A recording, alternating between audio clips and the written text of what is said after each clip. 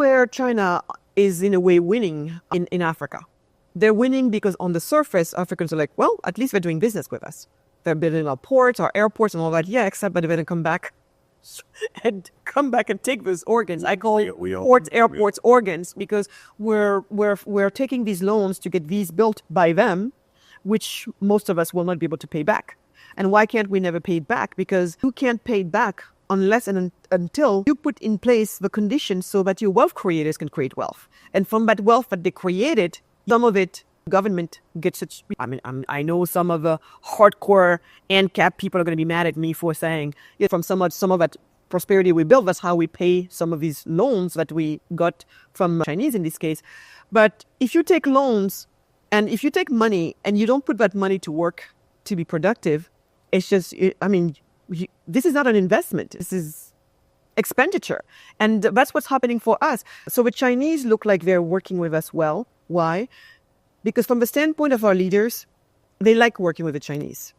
Because the Chinese tell them, I don't care how nasty you can be to your people. I don't care how corrupt you might be.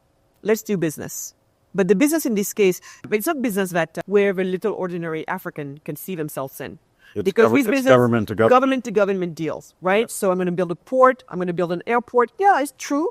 It's nice to have better roads. It's nice to have better airports for those of us who can afford to even travel on a plane.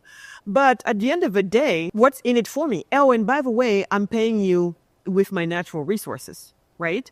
And so in a deal like that, it's like you said, it's government to government. The ordinary Africans doesn't win jack.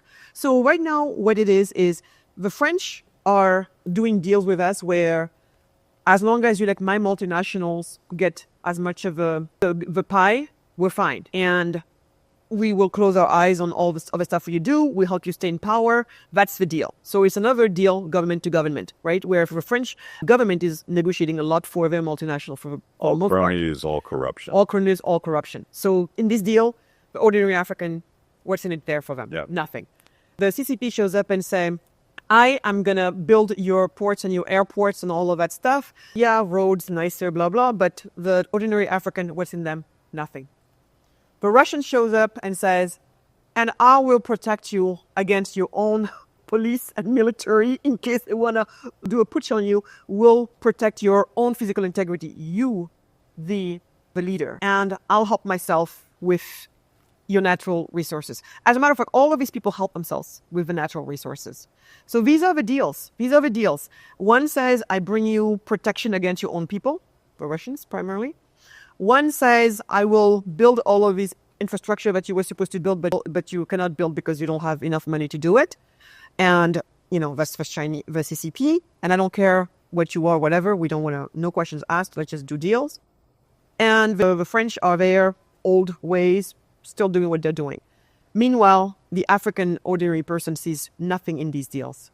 Now imagine what would happen if the Americans could show up now and be the only ones who actually do deals with the locals, with the ordinary African, doing business with them, eye to eye, investing in African businesses, being able to hire African employees, and for African employers to be able to hire American employees all the way in Africa.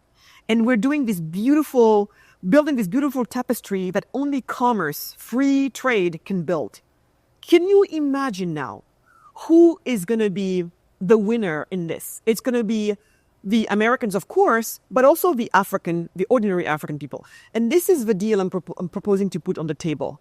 No one else is doing it right now. Everyone is winning on their own terms in Africa, and the Africans are basically taking the crumbs. It's about time that stops.